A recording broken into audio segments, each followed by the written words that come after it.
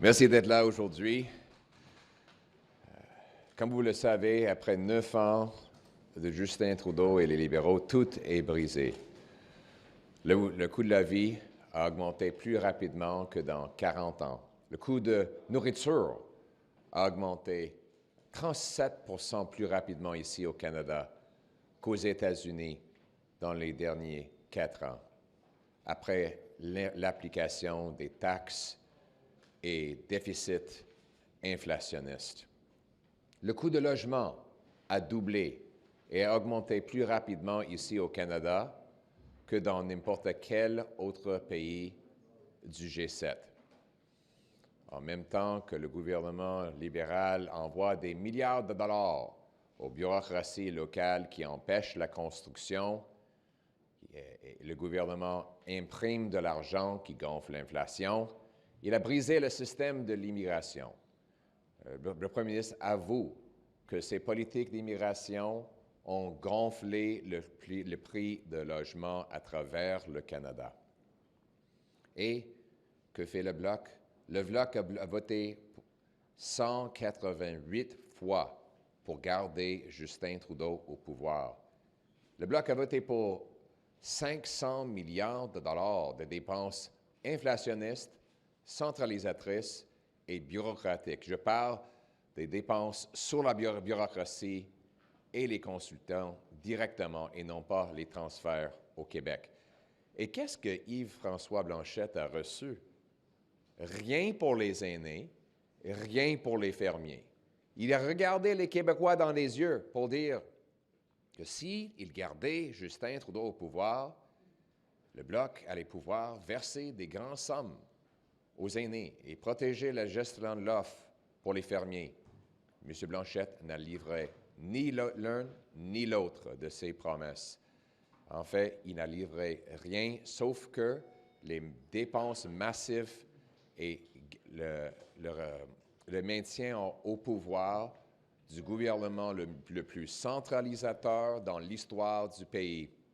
Un gouvernement qui a brisé notre système d'immigration, un gouvernement qui est mauvais pour le Québec.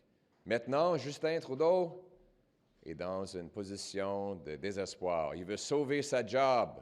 Ses députés veulent le congédier. Une ministre a dû démissionner à cause de la corruption.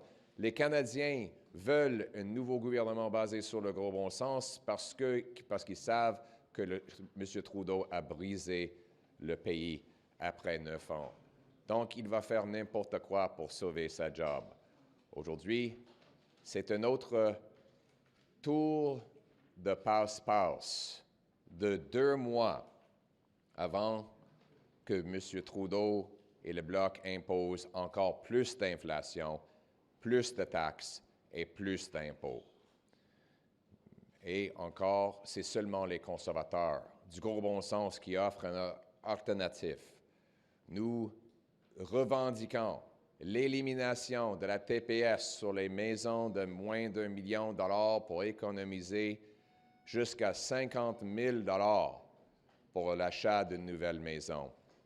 Nous proposons de couper taxes et impôts pour que le travail redevienne payant ici au Canada. Et nous proposons de payer pour ça en coupant la bureaucratie, les consultants, la corruption et le gaspillage. C'est ça un plan de gros bon sens. Et ce que nous proposons, c'est permanent. On veut éliminer le TPS pour les nouvelles maisons de façon permanente. On veut couper taxes et impôts de façon permanente.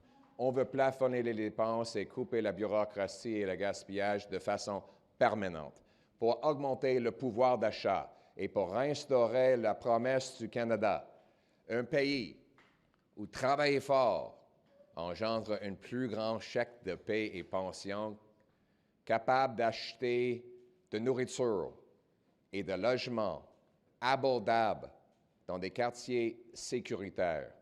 C'est ça la promesse du Canada et c'est ce que nous allons ramener pour tous les Canadiens. Merci beaucoup. Thank you very much, everyone, for being here. As you know, after 9 years of Justin Trudeau and the NDP Liberals, everything is broken. And let's face it, The NDP Liberal coalition is back together. They've doubled housing costs, doubled the debt, doubled food bank use, doubled gun crime. With Jagmeet and Justin, it is double trouble for Canadians. Everything is broken. Life costs more. In fact, food prices have risen 36% faster in Canada than in the United States, a gap that opened up after the application of the carbon tax on the farmers and truckers who bring us our food. Now we have 2 million people lined up at food banks. This week we learned there has been a record increase in child poverty over the last year, all while Trudeau and the NDP made grand promises about childcare. 400,000 kids are forced to eat at food banks. 1 in 4 kids are not getting enough food, according to the government's own data. In fact, scurvy is making a comeback. Housing costs have doubled. Rent has doubled, mortgage payments have doubled, down payments have all doubled. And Trudeau's Housing Accelerator Fund, by his own admission, has not built a single solitary new home. 1,400 homeless encampments are now scattered across Ontario, 35 of them in Halifax alone. Our economy is cratering. It's dropped in per capita terms more than any other G7 country. Our per capita GDP is smaller than it was 10 years ago, even though during the same time the American per capita GDP has grown by 18%. Median incomes in our two countries were equal 10 years ago. Now they're $22,000 American bigger south of the border, where $500 billion net of our investment has poured to build pipelines, factories, businesses, and pay American paychecks with Canadian investment dollars after 9 years of Trudeau and the NDP Liberal tax increases and inflationary deficits. And the worst is yet to come.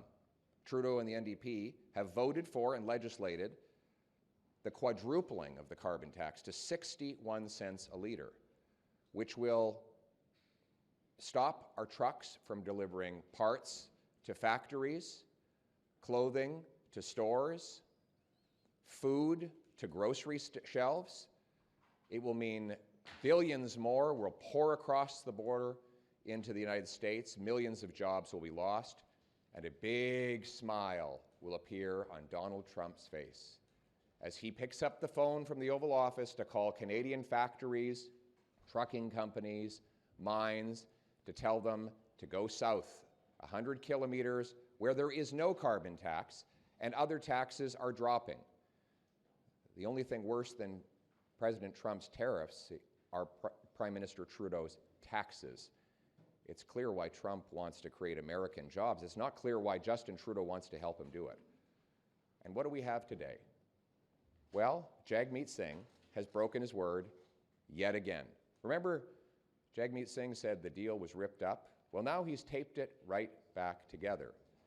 Despite all the poverty and misery and the record gap between rich and poor the NDP crows so much about, they're now keeping the government in power that did it. You know, he said that he would not support Justin Trudeau anymore, and now he's doing just that until at least his pension kicks in next February. Jagmeet Singh has sold out Canadians to sign on with Trudeau again. And today what we have is a 2-month temporary tax trick that will not make up for the permanent quadrupling carbon tax on heat, housing, food, and fuel, and all to save Justin's job and Jagmeet's pension. Ironically, in just a few months, Trudeau and the NDP plan to raise taxes on all the same items they claim they're giving you a break on, directly through the carbon tax. They'll be raising taxes on heat, on gas, on everything that comes in a truck. If you got it, a truck brought it, and it will be more expensive with this carbon tax. They even plan to jack up liquor taxes in April, while they claim to be taking them off for the next 2 months. That sounds like a trick. A trick. Are you fooled? You don't look like you're fooled. He can see the trick. Like even he's laughing. Nobody believes Justin Trudeau and Jagmeet Singh after they've impoverished our people and made life worse off. The good news is there will be a carbon tax election, and Canadians will choose between the costly NDP Liberal carbon tax coalition that tax your food, punish your work, double your housing cost, and unleash crime and chaos in your community, or common sense Conservatives who will axe the tax, build the homes, fix the budget, and stop the crime. But we have solutions, and we're offering them today. We're calling for an alternative, which is this: permanently axe the carbon tax. Permanently take the GST off new homes to save people up to $50,000 on a new home purchase and stimulate 30,000 extra home builds every single year. A permanent tax cut that will boost our economy. Cutting taxes on work, savings, investment, energy, and making stuff in Canada. In other words, let's bring home more paychecks and production to our country. More importantly, let's bring home Canada's promise. A very simple promise that brought us all here, and it is this: that hard work gets you a powerful paycheck and pension that buys affordable food, gas, and homes in safe neighborhoods, a country where anyone from anywhere can do anything, the freest country on earth. Let's bring it home. Greenpeace était chez vous ce matin. Greenpeace était devant chez vous ce matin. Est-ce que vous avez quelque chose pour rassurer les écologistes en précisant quels seraient les objectifs climatiques du Canada sous un gouvernement Poilievre? Oui, absolument. Nous sommes le seul parti avec un plan environnemental, c'est-à-dire l'abondance énergétique. Il faut produire plus d'énergie hydroélectrique en accélérant les permis de construction. Il faut ramener la production des minéraux stratégiques ici au Canada au lieu de les importer de la Chine, là où ils brûlent le charbon. Il faut exporter notre gaz naturel pour remplacer le charbon et la production des pays dictatures. Et il faut utiliser les technologies et non pas les taxes afin de ramener les plus grands chèques de paix et un environnement très bien géré et protégé.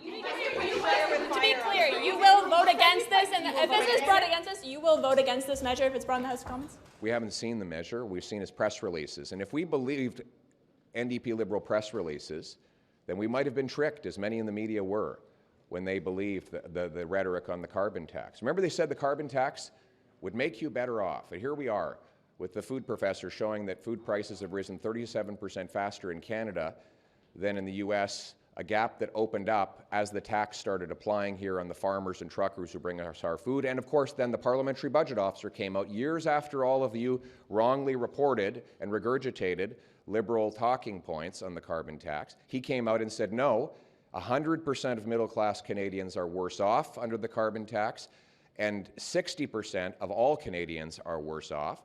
So you're asking me if I'm going to vote for today's press release and press conference. I don't vote for press releases and press conferences. Canadians cannot eat press or live in press releases or press conferences. Let's see what they put before us. But I've got a better idea. Here's what I propose. When they come forward, put in the bill 2 ideas that will help forever. Axe the carbon tax, axe the GST on new homes. Qu'est-ce que vous dites, M. Poilievre? Qu'est-ce que vous dites aux députés conservateurs qui n'aiment pas votre contrôle sur le caucus? Comme qui? Bien, plusieurs députés conservateurs Comme qui se sont confiés. Vous avez un nom? Bien, ils se sont confiés sous le couvert de l'anonymat parce qu'ils ont peur des représailles, M. Poilievre. Je vous crois pas. Vous pensez qu'ils nous ont menti? Non, c'est pas eux qui mentent. Mais pourquoi est-ce que vous avez dit vous ne croyez pas? Qu'est-ce que vous voulez dire? Parce que 100% de nos députés veulent éliminer les programmes bureaucratiques qui ont empêché la construction des logements. Et ils sont 100% en faveur de mon plan d'éliminer la TPS sur les nouveaux logements, ce qui peut économiser jusqu'à 50 000 $ pour l'achat d'une belle maison. Ça, c'est le rêve de tous les Canadiens. Et 100% des députés conservateurs sont pour. Non, c'est ma réponse. Vous ne laissez pas nous parler. Oui, il vous parle. Non, jamais. Non, sur la voie de l'affaire, monsieur, sur l'annonce d'aujourd'hui. What about the part about the cheques that are going out to Canadians in the new year? You've said before that when the government prints money, it's inflationary. What do you think about those checks? Do you support the idea of directly returning money to Canadians? Sorry, that was Justin Trudeau who said that. We put out the quote today, yes, where he said you've said it too. He in the said his context of spending. He inflationary said spending. He said his deficit spending contributes to inflation. Trudeau said every dollar he spends brings an extra dollar of inflation, and that's just a mathematical reality, right? If you have a fixed number of goods and services, and you increase the number of dollars as Justin Trudeau's deficits have done, then all you do is bid up the cost of all the goods people buy, and that's why 25% of kids are in poverty, why record 2 million people are lined up at food banks, scurvy's making a comeback, housing costs have doubled. That's the misery that you get with massive socialist money printing, and what I'm proposing is a common sense alternative. Let's cap spending, cut waste, bring down deficits, interest rates, and inflation. And by the way, let's axe the carbon tax and axe the GST on new homes. Trump's trade agenda. What exactly do you mean by that when you say you're going to fight fire with fire? Are you talking about tit-for-tat tariffs, or are you talking about something else? Well, right now we have two leaders that want to charge Canadians more. You know, President Trump has proposed tariffs on Canadians. Justin Trudeau is proposing taxes on Canadians. It's clear why President Trump wants to create jobs for Americans. It's not clear why Justin Trudeau is so determined to help him do it. Trudeau's capital gains tax hike is going to kill 60,000 Canadian jobs. Blocking energy and resource projects is going to send more production south of the border, as it already has. In the first 14 years of this decade, of this century, we had more American investment in Canada. In the last 9 years, $500 billion Canadian dollars have left for the U.S. more than have come back. That's Canadian investment dollars creating American jobs. My approach will be this. We will cut taxes on work, investment, energy, and making stuff in Canada. We will greenlight massive resource projects to bring home production, and we will fight for an end to the softwood lumber tariffs and the discriminatory Buy America rules that Justin Trudeau capitulated on and let the Americans, our American friends, keep in place. We're going to have a prime minister who will stand up for our people again, and won't that be refreshing?